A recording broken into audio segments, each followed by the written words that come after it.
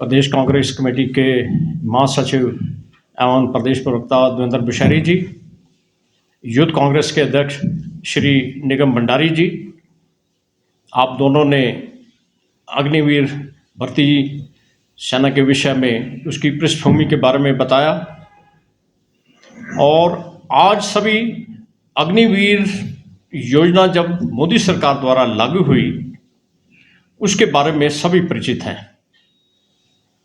अग्निवीर योजना के बारे में आप सभी ने हर जगह पढ़ा है, सुना है, मैं उसमें दोबारा नहीं जाना चाहूँगा, ये आप सभी जानते हैं। परंतु अग्निवीर योजना लागू होने से पहले इसके पीछे का एक जो काला सच है,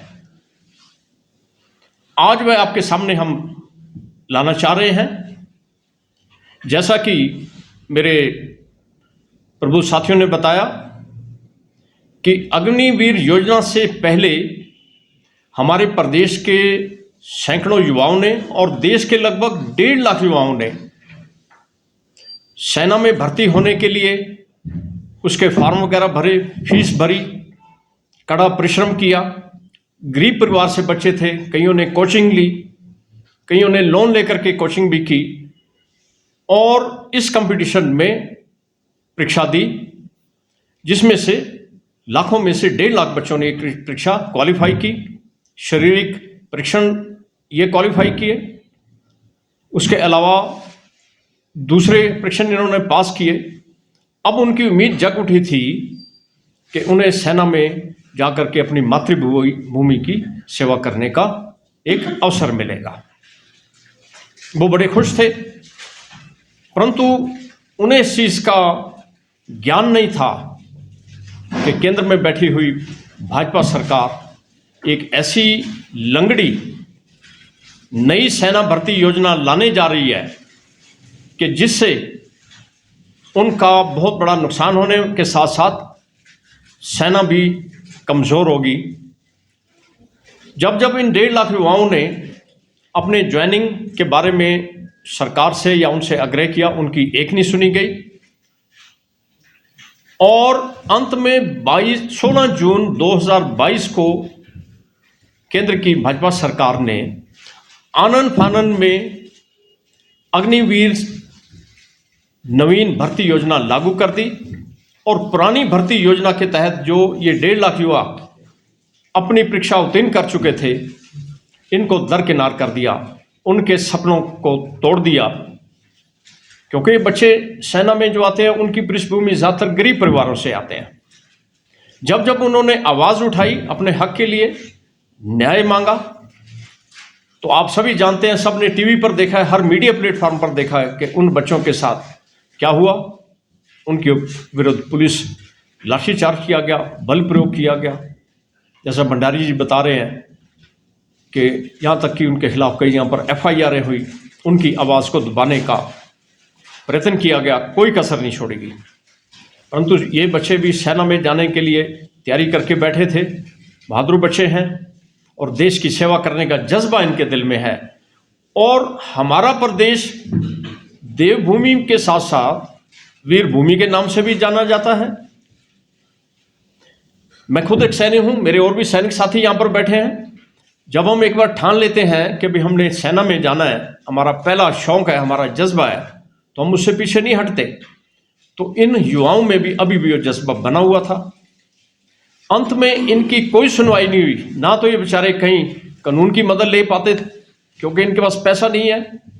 तो अंत में मजबूर होकर के इन्होंने एक गांधीवादी तरीके से बिहार के चंपारण जिले से लेकर दिल्ली तक 1100 किलोमीटर का सत्याग्रह मार्च करने का निर्णय लिया।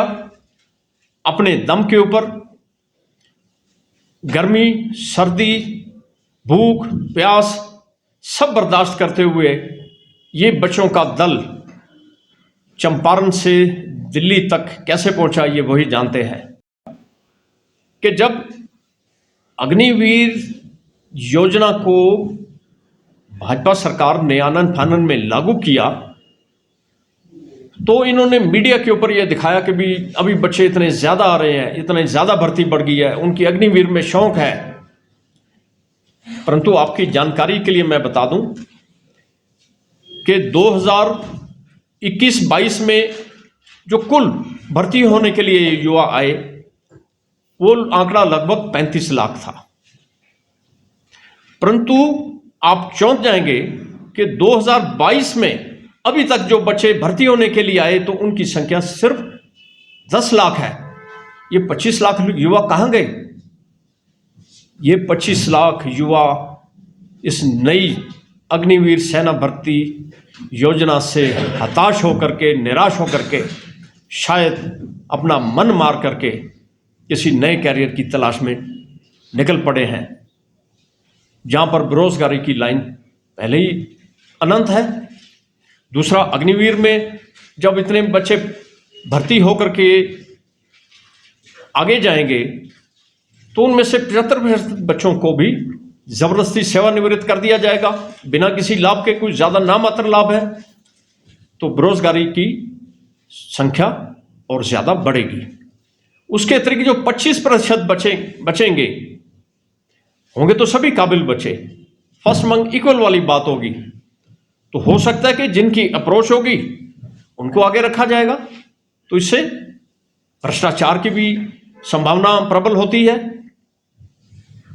इसके अतिरिक्त जो अभी बिशहरी साहब ने बताया है कि अग्निवीर में किस तरीके से जो हमारे पहले अग्निवीर शहीद हुए उनके साथ क्या व्यवहार हुआ, उसके बाद हमारे 2 और अग्निवीर शहीद हो चुके हैं।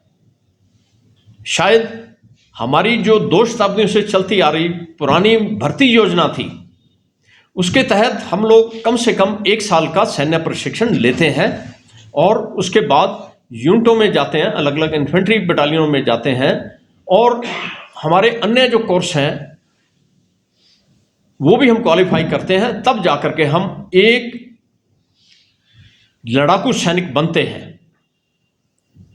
4 से 5 साल में हम लड़ाकू सैनिक बनते हैं।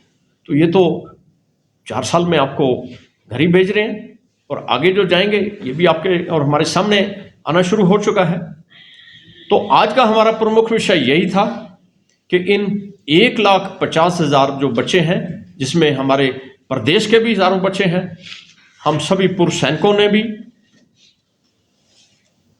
ये मन बना लिया है कि इन बच्चों को, ये भी हमारे बच्चे हैं, इनको इंसाफ दिलाएंगे। मोदी जी सेना के साथ, सेना की वर्दी में दिवाली मनाते हैं, होली मनाते हैं, सेना की वर्दी भी आप प्रधानमंत्री जी पहनते हैं, परंतु जो आपके देश के युवा हैं, बच्चे हैं, वो सेना में जाना चाहते हैं, तो आप उनको इस तरीके से ट्रीट करते हैं। हमारा माननीय प्रधानमंत्री जी से निवेदन है कि इन 1,50,000 बच्चों को नियुक्ति दी जाए, इनके साथ न्याय किया जाए, और जिन बच्चों ने निराश होकर के आत्मघाती कदम उठा लिए हैं उनके परिवारों को कम से कम 1-1 करोड़ रुपए का मुआवजा भी दिया जाए। हम इसकी भी मांग करते हैं। और फिक्र हमेशा मेरे साथ रहता है। भूषण ज्वेलर्स, अनमोल रिश्तों के लिए। यार रितु, आज शॉपिंग करते हैं, पर कहाँ से करेंगे? मुकेश ट्रेडिंग कॉर्पोरेशन में वैरायटी इतनी कि तुम्हारा दिल झूम उठेगा। लेकिन ये कहाँ पर है? ये है मेन बाजार कुनिहार में, सब एक ही छत के नीचे। अब इधर उधर क्यों जाना जब अपने शहर में सब कुछ मिल रहा है, वो भी बढ़िया और अपने बजट में। तो चलते हैं शॉपिंग करने मुकेश ट्रेडिंग कॉर्पोरेशन में। तो सुना आपने, आज ही आइए अपने शोरूम में। मुकेश ट्रेडिंग कॉर्पोरेशन में सस्ती खरीदारी करके लाभ उठाएं। एक बार सेवा का मौका दें।